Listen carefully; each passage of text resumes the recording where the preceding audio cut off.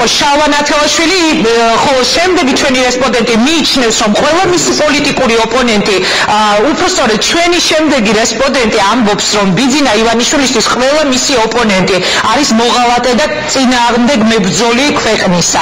ქართული საექსპერტო და არასამთავრობო საზოგადოება არაკომპეტენტური და ბრიხვია. დამოუკიდებელი ქართული მედია, რომელიც ბედავს და აკრიტიკებს ხელისუფლებას, მიკერძოებული და სააკაშვილის რეჟიმის მიმართ ნოსტალგიით გამსჭვალულიაო. ყველა ცუდია და მხოლოდ ის ერთადერთი არის თეთრი ქათქათა ფუმფულა, შეუმცდარი და შეუცდენელი. დღეს საქართველოში მიმდინარეობს ბიძინა ივანიშვილის მონარქიზაციის პროცესი. ქართული ოცნება გვეუბნება, თუ კი ყველაზე მაღალ მთაზე არ აღმართავთ დიდი ბიძინას დიდ კერპს და არ ავირჩევთ აბსოლუტურად გაუგებარ პოლიტიკურ წარმონაქმს ძველ ბიძს პრეზიდენტად, ქვეყანაში ანარქია გვექნება. ესაა გიორგი თარგამაძის დღევანდელი პასუხი ბიძინა ივანიშვილისადმი მაშასე ქრისტიან-დემოკრატების ლიდერი, საპრეზიდენტო კანდიდატი ნომერი 10 გიორგი თარგამაძე სტუდიაში რამდენად ხედავს გამარჯვების პერსპექტივას და არის თუ არა შანსი ბოლო მომენტში კანდიდატურა ვინმე სასარგებლოდ მოხსნას. საღამომშვიდობის, როგორ ხართ? მადლობა მოწვევისთვის. თუ შეიძლება დაბრძანდით, ძალიან დიდი მადლობა. ძალიან მკვეთრი იყო დღევანდელი თქვენი განცხადებები. მოსასმენად ახლა ჟურნალისტურად ძალიან საინტერესოც იყო. ალბათ არა მარტო ჟურნალისტურად, ძალიან გაბრაზებული მომეჩვენეთ და ჩავთვალეთ, რომ ეს იყო თქვენი პასუხი ბიძინა ივანიშვილის იმ განცხადებაზე, რომლითაც თქვენ მან დაგადანაშაულად სახელმწიფოს წინააღმდეგ ინტერესების გატარებასა და ღალატში. მე მგონი ძალიან მოზუმილი პასუხი იყო ჩემი მხრიდან, რადგან კორექტულობის ღვაწლი არ გადავსულვარ. ყოველ შემთხვევაში არ გამიგეთებია ის, რაც იმ კაცისგან არ მომწონს, არც მე და არც საზოგადოების საკმაოდ დიდ ნაწილს, მათ შორის მის მომხრეებსაც. ძალიან მნიშვნელოვანი არის ერთი თემა, თქვენ დღევანდელ გამოსვლაში ახსენეთ, ვიდრე პროგრამაზე გადავიდოდეთ და თქვენს ბოლო გზავნილებზე ამომრჩევლის მიმართ, ახსენეთ ასეთი რამ, რომ პირადი ურთიერთობები არ ქონიათ მასთან, მაგრამ არ უყვარხართ პრემიერ-მინისტრს. იქნებ ერთხელ კიდევ განმარტოთ, რატომ არ უყვარხართ? რატომ ასეთი მძიმე ბრალდება? მე გეთანხმებით, ბრალდება იყო უმძიმესი. ინგა, ეს იქნებოდა მართლაც პიროვნული ურთიერთობების დონეზე განსაზღვრელი, მხოლოდ მე რო შემხებოდა ბატონი ივანიშვილი განსაკუთრებით ამ ბოლო პერიოდში. აქ საუბარია ამ ადამიანის დამოკიდებულებაზე დემოკრატიის მიმართ ზოგადად. ამ მხრივ გვაქვს პრობლემა. მე დღეს თქვი და მინდა გავიმეორო ხაზგასმით და დიდი იმედი მაქვს, რომ ადამიანები, რომელთათვისაც ბიძინა ივანიშვილის მხარდაჭერა ფანატიური რწმენის საგანი კი არ არის, არამედ ნებისმიერ პირველ პირს ქვეყანაში ამ პოლიტიკოს უყურებენ საღიგონებით და ანალიზებენ მათ შეცდომებსაც და მათ წარმატებებსაც, მათთვის ეს სიტყვები იქნება უბრალოდ სერიოზული განსჯის და დაფიქრების საგანი. სააკაშვილის 9 წლიანი ძალიან მძიმე კვაზიავტორიტარული მმართველობის შემდეგ ჩვენ დღეს აღმოჩნდით ახალი საფრთხის წინაშე. საქართველოში საფუძველი ეყრება ავტორიტარიზმის ახალ ფორმას, რომელიც დიდად ახლა განსხვავებული და ახალი ნამდვილად არ არის, იმიტომ რომ კლინიკური ნიშნებით, როგორც წესი, ავტორიტარული მიდრეკილებების ადამიანები ერთმანეთს ძალიან გვანან ხოლმე. უბრალოდ თუ კი დავუშვათ მიხეილ სააკაშვილი ავტომატობისა და სპეცნაზის ენით გველაპარაკებოდა, ბიძინა ივანიშვილი მედიაზე ვერბალურ შეტევას ახორციელებს ფაქტობრივად ყოველდღიურად და ყოველდღიურად ჩართოთ რომელიმე არხი, რომელსაც აქვს ხოლმე ბედნიერება ინტერვიუ ჩამოართვას. თქვენ ახავთ იქ ჭკურის სწავლებას არა მარტო იმ არხის და იმ არხის ჟურნალისტების, არამედ მთლიანად ქართული მედიის მიმართ. აქ არ არის საუბარი პიროვნულ დაპირისპირებებზე, ცით რა, ცალკე აღებული შეიძლება რომელიმე ჟურნალისტი ან რომელიმე პოლიტიკოსი, თუნდაც პოლიტიკური ლიდერი შეიძლება ფლობდეს უფრო ნაკლებ პოლიტიკურ რეიტინგს ან ჟურნალისტურ რეიტინგს, ვიდრე პრემიერ-მინისტრი ივანიშვილი. და ამ მხრივ თითქოს არანაირი პრობლემა არ არის, რომ კაცმა რაღაც ნოტაცია უკითხოს, მაგრამ პრობლემა არის სხვა რამეში. ბიძინა ივანიშვილისთვის მიუღებელი არის ზოგადად განსხვავებულად მოაზროვნე ადამიანი. განსხვავებულად მოაზროვნე უბრალოდ ადამიანი კი არა, არამედ ის ინსტიტუტები, რომლებიც ნორმალურ საზოგადოებაში დემოკრატიულ წონასწორობას ქმნიან. ეს არის თავისუფალი მედია, ეს არის არასამთავრობო ორგანიზაციები, რომელთა საექსპერტო მოსაზრებებსაც მიუკერძოებელს აქვს ძალიან დიდი მნიშვნელობა საზოგადოების ნეიტრალურად განწყობილი ნაწილისთვის, ვისაც ობიექტური ინფორმაცია ჭირდება და არა პოლიტიკოსების პიარი. ეს არის პოლიტიკური ოპოზიცია. გიყვარს თუ არ გიყვარს, მოგწონს თუ არ მოგწონს, თუ ეს ადამიანი მოღალატეა თუ ერთგულია თუ ასე შემდეგ, ეს ამ ნაწილში მაინც შეფასებითი კატეგორიებია. პოლიტიკურ ოპონენტებთან, მით უმეტეს საპრეზიდენტო კანდიდატებზე ამ სიტყვებით ლაპარაკი მეტყველებს იმაზე, რომ შენ საერთოდ გვერდიდაც კი არ ჩაგივლია დემოკრატიასთან. უბრალოდ არ გაგიული არ იცის საერთოდ რა არის დემოკრატია და დემოკრატიული ურთიერთობა. ამდენად თქვენ თუ მეკითხებით მე საიდან მოდის მაინც აი ეს უკმაყოფილება და თუნდაც იგივე პიროვნებაში ჩვენ გვახსოვს მე მაშინ საკრებულოში ვიყავი და ერთად ვიყავით აქ დამალული არაფერი არ არის ხო მაყურებლისთვის ჩვენ გვახსოვს თავის დროზე როგორ საუბრობდა პირველივე წერილში იგი ქრისტიან დემოკრატიულ მოძრაობაზე. ანუ ხდებას უჩნდება კითხვა რატომ მათ შორის მეც ბევრჯერ გამჩენია რატომ ესეთი თქვენს მიმართ ესეთი არა მხოლოდ ჩემს მიმართ შევთანხმდით მაგრამ რატომ ამ შემთხვევაში ეს ერთ-ერთი ეს არის ძალიან ცნობილი ახსნა ზოგადად ფსიქოანალიზი ესე ვთქვათ მისი საყვარელი სფეროც არის როგორ ვიცით და სხვა შორის მისი გულახდილობა თავის პირველ საჯარო სატელევიზიო ვრცელ ინტერვიუში ქალბატონ ეკა ბერიძესთან არის ძალიან ნათელი მაგალითი იმისა რა მოხდა და რა უნდა მოხდეს მომავალში. ივანიშვილი აგრძელებს ექსპერიმენტის ჩატარებას არა მხოლოდ მთლიანობაში ქართულ საზოგადოებაზე, არამედ ცალკეულ ადამიანებზეც, მათ შორის მის გარემოცვაზეც და დააკვირდეთ ყველაზე უცნაურ და რთულ მდგომარეობაში ახლა არის ბატონი ირაკლი ალასანია. ფაღარათების ისტორიის მიმდინარეობა და ამის პარალელურად ივანიშვილის კომენტარები და ასე შემდეგ. ანუ კრიზისულ და კრიტიკულ სიტუაციებში როგორ იქცევიან ადამიანები და მას გონია ახლა რომ მეც ვარ აი ამ ლაბორატორიის ერთ-ერთი კურთხეველი. ძალიან შეეშალა მისამართი. შეეშალა და არა მხოლოდ ჩემთან მიმართებაში, შეეშალა ზოგადად საზოგადოებასთან მიმართებაში, რომლის ნაწილსაც ჯერ კიდევ აქვს გარკვეული სიმპათიები ამ ადამიანის მიმართ, განსაკუთრებით მისი წარსული დამსახურებების გამო, მაგრამ მისი მხრიდან უკვე ბევრი საუბარი მის სიტყვის კაცობაზე და ვიღაცის ორგულობაზე უკვე ძალიან სასაცილოა, როდესაც ამაზე გვესაუბრება ივანიშვილი, ადამიანი, რომელმაც ერთი წლის წინ თავის საარჩევნო პროგრამაში, მისი ხელმოწერით მოსახლეობაში დარიგებულ პროგრამაში პირდაპირ ჩაწერა შემდეგი სიტყვები, რომ საქართველოში მაღალი სეისმური რისკების გამო, გიგანტური ჰესების და მათ შორის ხუდო ჰესის და ატომური ელექტროსადგურების აშენობა უნდა აიკრძალოს. ერთი წლის თავზე ბიძინა ივანიშვილი არის მთავარი გადაწყვეტილების მიღები, რომლის შედეგადაც საქართველოში იწყება გიგანტური ჰესის მშენებლობა. ეს არის სიტყვის კაცი? ეს არის თავისი სიტყვის ერთგული ადამიანი? თუ როგორ ესმის მას საერთოდ სიტყვა ღალატი და ერთგულება? ამიტომ როცა ის რაღაცა ეპითეტს გამოისვრის, მით უმეტეს შეურაცხყოფს ჩემი ან რომელი მოსხვის მიმართულებით, რა თქმა უნდა ჩვენ პირველ რიგში მოგვიწევს თავის მტრევა იმაზე, რა შინაარსდებს ამ სიტყვაში. თუ პიროვნულად ჩემთან დამოკიდებულების ისტორია გაინტერესებთ ხა, მასთან საბედნიერო თუ სამწუხაროდ არ გქონია არასოდეს არანაირი შეხება, თუ არ ჩავთვლით ტელეიმედში ჩემი მუშაობის პერიოდს, როდესაც ტელემაყურებელს შეიძლება არ ახსოვს, იყო ერთი ესეთი ისტორია, რომელიც უკავშირდებოდა მთაწმინდის თავზე ეგრეთ წოდებული ამერიკული სოფელის, ანუ ახალი თანამედროვე დასახლების მშენებლობას. სადაც როგორც ქართველები, ასევე უცხოელები უკვე სახლობდნენ, ოჯახებით გადავიდნენ, ბავშვები ველოსიპედებით ადიოდნენ და ასე შემდეგ. ივანიშვილმა იმის გამო, რომ თავის შუშის სასახლეზე ცოტა მაღლა იყო შეფენილი ეს დასახლება, გადაწყვიტა მისი დაანგრევა და მოშორება და ადეიშვილი, მიხეილ სააკაშვილი, უგულავა ახლა რომ მაინცადე დიდი უკმაყოფილება და ფეისბუქი დაპასუხება ივანიშვილს ყველაფერს, აი რასაც გაუკეთებდა ადეიშვილის, უგულავას, სააკაშვილის, მერაბიშვილით, იმას აკეთებენ ეს ბიჭები. რეალურად ეს ბიჭები იყვნენ ივანიშვილის ხელის ბიჭები. რეალურად. და ამის მაგალითი ეს რაც ხდებოდა იმ ამერიკულ სოფელთან დაკავშირებითაც. მოგმართმა ამ ადამიანებმა გითხრეს, რომ ამ მოსამართლობის წინაშე ვარ და რა ვქნა და არ ვიცი. ტელევიზიის პერიოდში რა თქმა უნდა მომზადდა სიუჟეტი, რომლის შედეგადაც ის სოფელი მაინც დაანგრია ამ კაცმა ბულდოზერებით. მაგრამ მოუწია კომპენსაციის გადახდა. იქიდან თავისთავად ხადია, რომ ამის გამო ეს მაინც ადამიანის კმაყოფილი ვერ დარჩებოდა ტელემეთან მიმართებაში და აგრა ხდება ხოლმე. ერთია როცა შენ გიყალიბდება განწყობა ადამიანის მიმართ და შემდეგ ამ შენი ნეგატიური განწყობის გამო რაც არ უნდა ბორის სისულელე, ცილისწამება, ჭორი მოისმინე, ამას ყველაფერს არ გეგმით, რომ შენ კომფორტულად იგრძნო თავის შენი განწყობის რეალიზაციისთვის. ეს თუ მანდამაინც ფსიქოლოგიური ახსნა გჭირდებოდა საამისოდ. არა, მე მაინტერესებდა უბრალოდ ღალატზეა ლაპარაკი და რომელი ნაწილი გინდა გავხსნათ, გინდა დასწრებებთან დაკავშირებით. არა, ეს ძველი თემებია და მე დღეს უნდა გესაუბროთ თქვენს მთავარ გზავნილებზე ამ შემის მიმართ. რატომ უნდა მისცე ხმა გიორგი თარგამაძეს? რამდენად რეალური არის გამარჯვების შანსი?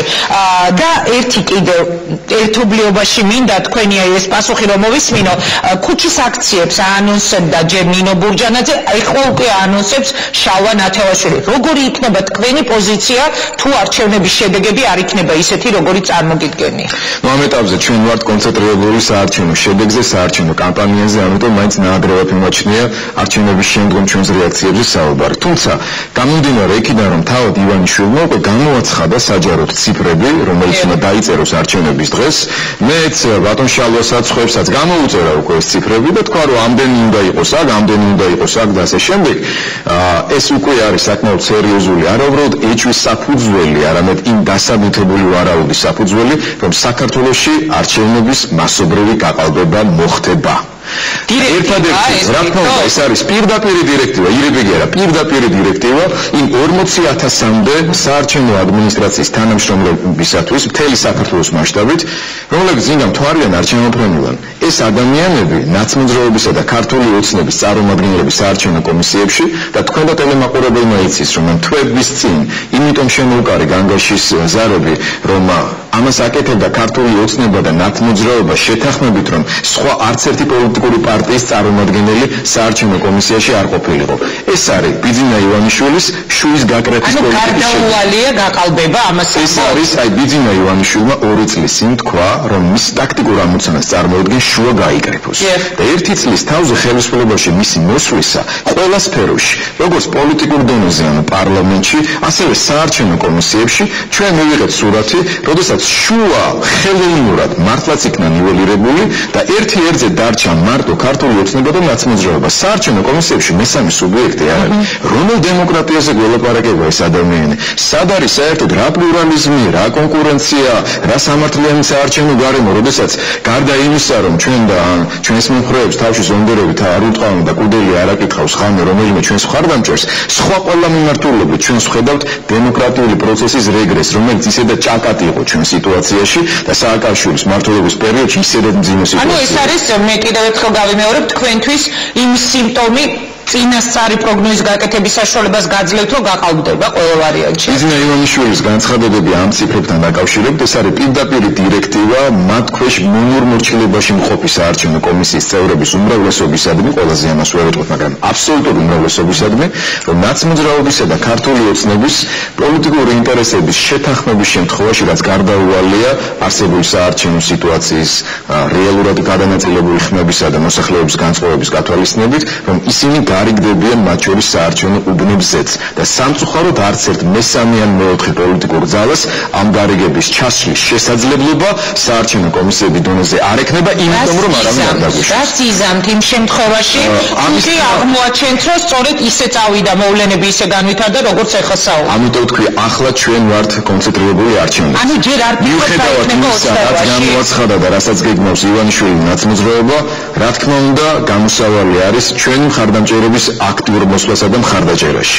ეს არის გამოსავალი, დღეს ამაზე უნდა ვიზრუნოთ, ამისკენ უნდა მოვუწოდოთ ყველას, ეს არ უნდა გახდეს ნიჰილიზმის და საარჩევნო პროცესისადმი ინფანტილური დამოკიდებულების საგანი. ასე რომ ყველანი არჩევნებზე განსაკუთრებით ის ადამიანები, რომელთათვისაც ტრადიციებით ევროპისკენ სვლა არ არის მხოლოდ სიტყვები და არის მოქმედება, რომ თუნდაც წელიწადში ერთხელ შევიწუხოთ ყველამ თავი, მივიდეთ, ხმა მივცეთ, ვისაც ჩვენ მხარს უჭერთ და დავუწვეთ ეს ხმა. ჩვენი ინტერაქტივი არის დღეს სწორედ ასეთი, მიდიხართ თუ არა არჩევნებზე, საინტერესოა რა სურათი დაიდება გადაცემის ბოლომდე. მე დავშვი წეგან შეკითხვა, თქვენი მთავარი გზავნილები, ჩვენი ეთერი ეს არის ალბათ ბოლო არჩევნებამდე ამ სტუდიაში, ყოველ შემთხვევაში თქვენი მთავარი გზავნილები, მე მაინტერესებს მოვისმინო, რას ეთქვით დღეს ამომრჩევლს, რატომ უნდა მოხდეთ ხმა? კი ბატონო. მიმართავ იმ ადამიანებს, რომელთათვისაც საქართველოს დასავლური ორიენტაცია ეს არ არის მხოლოდ გეოგრაფიული წერტილების მიმართ ჩვენი დამოკიდებულება, რომელსაც მიაჩნია, რომ საქართველო არსად არ უნდა წავიდეს, არამედ საქართველოში თანამედროვე ევროპული ფასეულობები უნდა გამტკიცდეს. და ამავე დროს მიმართავ იმ ადამიანებს, რომელსაც აქვს სერიოზული პრობლემა რამდენადაც წლების განმავლობაში ყველაზე ცუდი და მძიმე მანკიერი მემკვიდრეობა, რაც დატოვა ნაცმოძრაობამ თავისი 9 წლიანი მმართველობის შედეგად, არის ზუსტად ის, რომ აი ამ კვაზი ავტორიტარული, ნახევრად აზიური ტიპის პოლიტიკური სისტემის, მანკიერი პოლიტიკური სისტემის ჩამოყალიბებით, ფაქტობრივად ქვეყანაში მოხდა დევალვაცია პროდასალური ღირებულებების. რამდენადაც ნაცმოძრაობა იყო გაიგივებული ქვეყნის პროდასალურ არჩევანთან, ამდენად ყველა ის უბედურება, რომელიც ქვეყანაში დატრიალდა სიტყვის თავისუფლების შეზღუდვით, ადამიანის უფლებათა ფეხქვეშ გათვლით, საკუთრების უფლება იქნებოდა ეს თუ ძირითადი დემოკრატიული ფასეულობები, ხალხს გული აუცრობდა ამის მიმართ, მაგრამ ეს არ ნიშნავს, რომ ჩვენ გული უნდა აგვიცრუდეს საქართველოს მომავლის მიმართ. საქართველო არის ქვეყანა, რომელსაც აქვს ძალიან ღრმა ისტორიული, კულტურული ფესვები. ჩვენი კულტურული იდენტობით, ჩვენი ტრადიციებით ჩვენ უნდა დავიკავოთ კუთვნილი ადგილი ევროპულ სამყაროში. საქართველოს მთავარი პრობლემა არის ტერიტორიული მთლიანობის აღდგენა. ამ ამოცანისთვის ბრძოლაში ჩვენ გვყავს მთავარი მოკავშირე ცივილიზებული დემოკრატიული დასავლეთის ეს ყავდა მიხეილ სააკაშვილსაც უკაცრავად გიორგი, ყავდა მისი პარტნიორები დასავლეთში, მაგრამ მიუხედავად იმისა, რომ მან ორჯერ დადო პირობა, რომ ტერიტორიული მთლიანობის აღდგენას მოახერხებდა მისი პრეზიდენტობის ბოლოვადამდე, მან ეს ვერ შეძლო. ჩვენ დასავლელი მეგობრების რჩევა გამოიხატებოდა ორ კონკრეტულ სიტყვაში. მე ყველაზე მეტად რაც დაგამახსოვრდათ, ალბათ გაგახსენებთ ბაიდენის სტუმრობა საქართველოში, სადაც პარლამენტში მან ძალიან ემოციური სიტყვა წარმოთქვა, მახსოვს მაშინ ფეხზე ვიდექით და ძალიან ემოციური გამოხმაურება ჰქონდა და თქვა სტრატეგიული მოთმინება. სტრატეგიული მოთმინება წამოწოლას კი არ ნიშნავს, რომ ლუდინს ვიღაცა რაღაცას გააკეთებს. სტრატეგიული მოთმინება გამოიხატება იმაში, რომ ჩვენ გვქონდეს გამოკვეთილი სტრატეგია. მე როგორც ქვეყნის მომავალ პრეზიდენტს, როგორც ქრისტიანი დემოკრატების ლიდერს ეს სტრატეგია ჩამოყალიბებული მაქვს. ის გამოიხატება საქართველოს აქტიურ ინტეგრაციაში ევროატლანტიკურ სტრუქტურებში, საქართველოს ეკონომიკურ, პოლიტიკურ, დემოკრატიულ, სოციალურ, კულტურულ გაძლიერებაში იმ ტერიტორიებზე, რომელზეც დღეს ქართული სახელმწიფო თავის კონტროლს ახორციელებს და სტრატეგიული მოთმინება გვჭირდება იმისთვის, რომ იმ დიდ გეოპოლიტიკურ დაპირისპირებაში, რომელიც მიმდინარეობს და აუცილებლად კიდევ უფრო მეტად აქტიურ ფაზაში გადავა ცივილიზებულ დასავლეთსა და რუსეთს შორის და ეს აუცილებლად დამთავრდება დასავლეთის გამარჯვებით, ისე როგორც ეს მოხდა ცივი ომის სახით საბჭოთა კავშირსა და ამერიკის შეერთებულ შტატებს შორის, ჩვენ ვიყოთ მზად იმისთვის, რომ საქართველოს მშვიდობიანი გზით ქვეყნის ტერიტორიული მთლიანობა აღადგინოს. აი რომ გახდეთ პრეზიდენტი და ნებისმიერმა ჟურნალისტმა ან თქვენმა ამომრჩეველმა ეს გარდაუვალი იქნება, შეგახსენოთ მე ეს რაღაც წლების შემდეგ დარწმუნებული ხართ, დაუშვათ პრეზიდენტობის ვადაში მოხერხდება ტერიტორიული მთლიანობის. სამწუხაროდ ვერ მოხერხდება, ეს არის განსხვავება ჩემსა და სააკაშვილს შორის, რომ სააკაშვილმა თავის საარჩევნო ვადას მიაბა ამ დაპირების ასრულება, ამის გამო თავად გახდა შემდეგ მძევალი ამ დაპირების და ძალიან ბევრი შეცდომა, რომელიც უკვე სახელმწიფო დანაშაულად შეიძლება კვალიფიცირდეს, სწორედ ამის გამო იქნა ჩადენილი. ამიტომაც მე წინასწარ არ ვამბობ, რომ ეს არის გრძელვადიანი, ძალიან რთული შრომის და რთული ბრძოლის მიზანი, რომელიც უნდა იყოს მიზანი როგორც ჩემი პოლიტიკური თაობის, ასევე ყველა იმ ახალი მთავრობისა და პრეზიდენტის, რომელიც რამდენიმე დეკადის განმავლობაში საქართველოს ეყოლება. ჩვენ უნდა ვიცოდეთ, რასაც არ უნდა ვაკეთებდეთ ეკონომიკაში თუ დემოკრატიაში თუ სოფელში, ჩვენ ამას ვაკეთებთ საქართველოს გამთლიანებისთვის. აფხაზეთი, ისტორიული შიდა ქართლი, ეს არის ის, რისთვისაც ჩვენ უნდა ვიბრძოდეთ ყოველდღიურად, როდესაც ერის შინაგან ბრძოლას შეწყვეტს, ეს ერი ვერ გადარჩება ვერც იმ ტერიტორიაზე, რომელსაც დღეს ფლობს. ამიტომ ეს არის მთავარი ამოცანა. თუმცა ამავე დროს, რა თქმა უნდა, მე დაუბრუნდე რატომ აი პროდასავლელებს მინდა მიმართოთ იმ ადამიანებს, რომელთაც არ აქვს რაღაცა ილუზიები რუსეთთან ურთიერთობების დალაგება, როგორ შეიძლება რომელიმეს არ უნდოდეს ბევრი მიზეზის გამო, ხო? როგორ შეიძლება რომელიმე მეზობელთან გინდოდეს უცუდი ურთიერთობა გქონდეს, ხო? მაგრამ ჩვენ მთელი რესურსი, რომელიც აი ლოიალიზმის უკვე გავხარჯეთ, გამოვიყენეთ. აღარაფერი დასაქმების საქართველოს აღარ აქვს. ერთადერთი რა თქმა უნდა არ უნდა ვიყოთ ისეთი აგრესიულები, როგორც იყო სააკაშვილი. მაგრამ სხვა მხრივ ძალიან დიდი სიფრთხილე გმართებს იგივე რუსეთის ბაზართან მიმართებაშიც, რამდენადაც ზედმეტი დამოკიდებულება ამ ბაზარზე შეიძლება მორიგი ხაფანგი აღმოჩნდეს ქართული ეკონომიკისთვის და შესაბამისად პოლიტიკისთვისაც. და დამეთანხმებით არც ერთი ადამიანი არ არის, ვინც ახლა ტელეეკრანს უყურებს, რაც არ უნდა უჭირდეს თქვას, რომ მას მანდარინი იქნება ვაშინგტონ, მწვანელი ან ღვინო უფრო მეტად უღირს, ვიდრე საქართველოს ღირსება და მთლიანობას. ეგეთებიც არიან, მაგრამ ამათულებით უნდა ვიმუშაოთ, რა თქმა უნდა, მაგრამ ძალიან ფრთხილად, ისე რომ საქართველოს ძალიან არ დაზარალდეს საბოლოო ჯამში. მეორე და მნიშვნელოვანი ეს არის ქვეყნის გამთლიანების გეგმიდან გამომდინარე ქართული ერის, ქართული ოჯახის ღირსების აღდგენა. აქედან გამომდინარე ჩვენ ძალიან კონკრეტული წინადადებები, მათ შორის ამ საარჩევნო კამპანიის დროსაც ჰქონდა და ეს საარჩევნო კამპანია კი ბატონო, ეს არის ქართული ოჯახის მხარდაჭერა, განსაკუთრებით სოციალური კუთხით, საარსებო მინიმუმის განსაზღვრის კუთხით და ეს არის კიდევ ერთი ტყუილი და სიტყვის გატეხვა სააკაშვილის ბრძოლით, სააკაშვილის იყო და ახლა უკვე ივანიშვილის მთავრობის მიერ, რომელიც ამბობდა, რომ საარსებო მინიმუმის დაანგარიშების წესი შეიცვლებოდა და მინიმუმ 230 ლარი გახდებოდა პენსია. მე მინდა სამწუხარო ინფორმაცია ვაუწყო ჩვენს ტელემაყურებელს, რომ მომავალი წლის 2014 წლის ბიუჯეტში პენსიის ზრდა არც ერთი ლარით არ არის გათვალისწინებული. არც ერთ პედაგოგს არ მოეპანდება ხელფასი. ხელფასები პედაგოგებს მომავალ წელს არ მოემატებათ. ანუ ტყუილების გროვა, რომელსაც ემატება კიდევ ერთი რამ. ივანიშვილის მთავრობას ხალხმა მხარი მიცა მათ შორის იმის გამო, რომ ახალი ვალები არ აეღოთ. 2014 წლის ბიუჯეტის მიხედვით პროექტის მიხედვით ჩვენ მხოლოდ ქვეყნის შიგნით შიდა სახაზინო ვალდებულებებს ანუ ვალს ვუშვებთ 400 მილიონი ლარის მოცულობით და ერთ ამდენს კიდე საგარეო ვალს ვიღებთ. თუ ამდენს ვალს ვიღებთ, მე ამას წინ ვთქვი და კიდევ ერთხელ მინდა გავიმეორო, თუ ვიღებთ ამ ვალს, მოდით რა ეს ფული ჩავდოთ ქართულ ენერგეტიკაში. ეს არის ძალიან თამამი გაბედული მიდგომა. ახალ ხელისუფლებას აქვს თავისი მიდგომები, რაზეც წეგან თქვენ საუბრობდით. აი სადარი დიდგესების მშენებლობასთან დაკავშირებით და ძალიან აი სად არის ღალატი და თუ კი სახელმწიფოს წინააღმდეგ მოქმედებაზე არის საუბარი, აქ მე თამამად შემიძლია ვიხმარო ეს კატეგორიული სიტყვა ღალატი. რამდენადაც საქართველოში კერძო განსაკუთრებით უცხოელი ინვესტორებისათვის ფაქტობრივად ერთადერთი მნიშვნელოვანი ბუნებრივი რესურსის ექსპლუატაციის უფლების მინიჭება, ეს არის საქართველოს სახელმწიფო ინტერესების ღალატი. ჩემი აზრით და ეს არის ჩემი მოწოდება და მე როგორც პრეზიდენტი, როგორც მომავალი მთავრობის ასე ვთქვათ ჩამოყალიბებელი აუცილებლად მივიღებ გადაწყვეტილება საკანონმდებლო დონეზე საქართველოში ელექტროსისტემის სახელმწიფო მონოპოლიად გამოცხადებასთან დაკავშირებით მინიმუმ 30 წლის განმავლობაში ამ ნორმამ უნდა იმოქმედოს იმისთვის რომ ქართული ეკონომიკა ამოიქოქოს. ტარიფები, რომელსაც ყოველთვის შეგახსენებენ, პარტიის მთავარი განაპირები, არქიტექტორის და ხუთიტეკვის თაობაზე, ანუ ეს პროგრამაში ეს კიდევ არის დღეს კიდევ უფრო მეტად აქტუალურია. რამდენადაც აი ერთი წამით რომ თავი დავანებოთ იგივე ხუდუნხესის, აი ამ გიგანტური ხესების ეკოლოგიურ და სოციალურ ზარალს და ასე შემდეგ და იმ მიზეზების გამო ეს ჩემთვის უკვე საკმარისია, რატო არ უნდა შემდებოდეს გიგანტური ხესების საქართველოში. ეს არგუმენტები ჩემთვის უკვე საკმარისია.